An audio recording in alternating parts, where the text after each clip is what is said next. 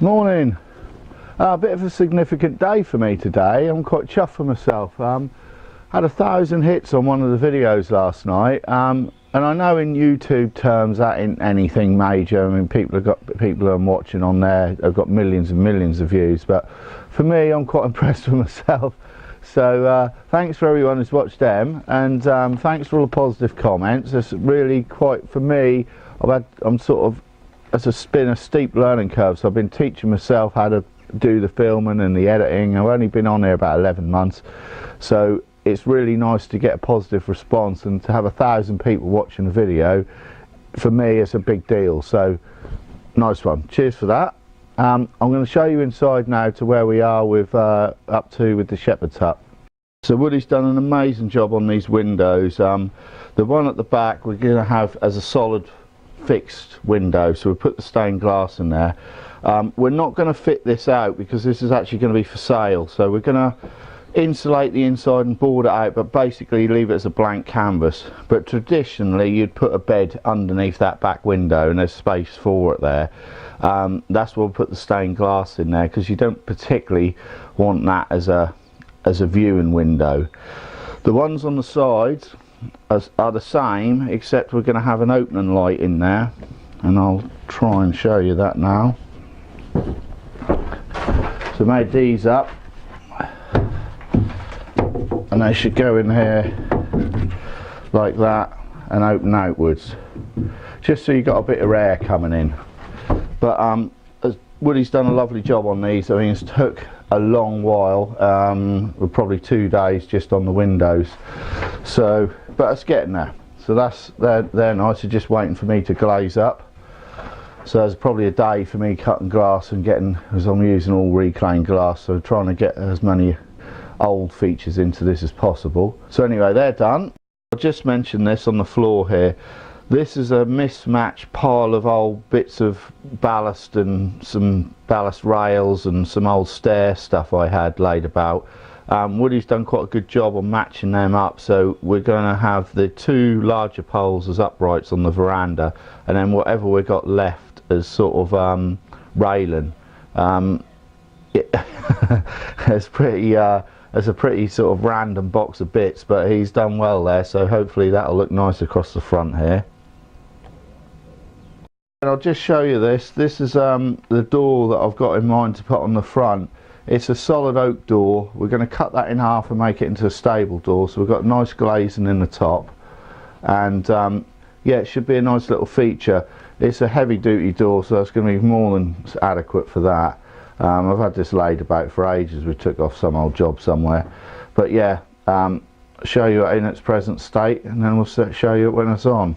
We've been a little bit held up with materials for the railway carriage job, and vans off the road, so a bit of messing around, so we're just going to swing on to a little job that I really want to get done while Woody's with me. This here is the header tank for the central heating, and as you can see, it's a bit of a bodge up. We had the tank on there and it kept freezing up, so we insulated it and boarded it around. It's just a fucking eyesore really. So the plan is, off in the distance there you can see a little bell tower, little church tower thing on top of the old schoolhouse there. I think it's the old bell housing. So we're going to mock up something like that to go over the top of the tank. So we'll take this old box off and made a little construction to go over the top of it. This is only a silly job really. It's more an aesthetic thing than actually practical, because the tank works fine and everything's fine, it doesn't freeze up, but just for the sake of when you look up you see a horrible box on the roof, so this should look a little bit nicer. Just a shot of the fields, absolutely stunning out here today, really lovely. So, apart from them bloody boys making a row with that. First day of spring today. Just take the opportunity while I'm here just to show you, basically this is just exactly the same as a standard hot water tank in the roof of a house. Exactly the same philosophy, so the ball cock moves up and down as the water levels get higher and lower, and if it needs to fill up, which was done now, it will fill up to that overflow mark. The only thing I do with this sort of system is the same on a boat. If it's going to freeze up, you've got potential of pipes snapping and things going majorly wrong. So I'm just going to top this up with antifreeze. It doesn't come into contact with any of our drinking water or anything like that, so that just keeps the system from freezing up. With the insulation around here and with the fact that you've got a constant circulation of hot water, it's very, very unlikely, but we have had some very, very sort of the wind chill sometimes here gets like -5, -10, so you just don't want to take any risks with stuff like that. The last thing I need is in the middle of the winter my heating system blowing up. Well, that's the start of the box there, so we've just got the little roof bit to make up on there, so that should look nice when it's done. A lot better than what was there anyway. So Woody's just finished the roof off for the little tank, so I'm going to just clad this out with some corrugated, and we're going to mount that on there on hinges. That way we can access the tank if I need to, and that'll be quite secure. So I'm just going to staple some felt on this and then put the tin over the top. It's not, again, it's one of these things where it's more aesthetic than anything else. It just doesn't necessarily have to be watertight, but I think it'd be a bonus if it's not letting too much rain in.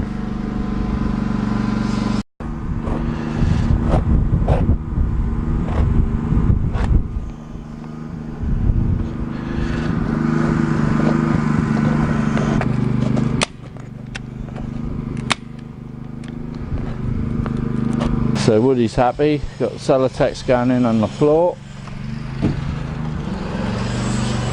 So 25 mils, taping the joints up, and then we've got 50 mils going in the walls. Tin's going on, turning into a little bit of an epic. There's a lot of different angles to take into consideration, but yeah, we'll get this on. I'm just going to put some little ridge bits on there. I'm out of flashing tape, so I'm just going to do it in silver tape for now, and then when I get some more flashing tape we can use that. Not too bad considering that's all just bits of old scrap.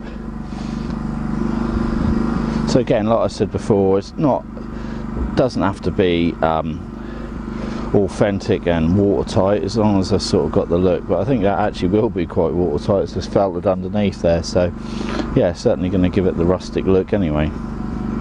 We've got the whole thing insulated here with 50 mil Celotex.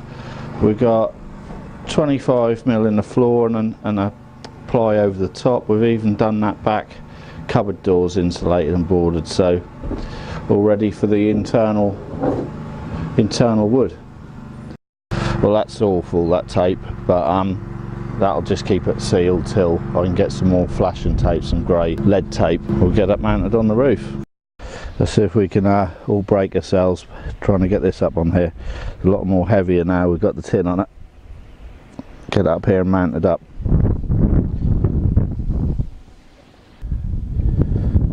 It's like a grand nose cone. Da-da-da. Got a bit of weight to it now? No, it's not that.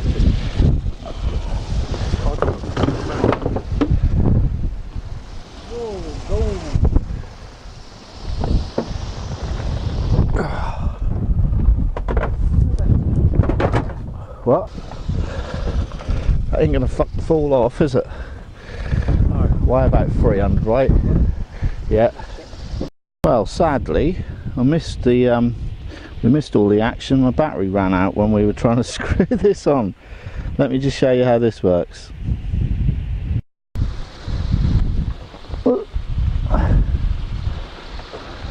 So what we've done is we've mounted this on 2 hinges, so we could just lift this up as if we need to access the water tank. And then what we've done is adapted this knob here, so that'll screw into this rebate and just hold it down just in case the wind does catch it, but that's unlikely because it weighs a bloody ton. there we go.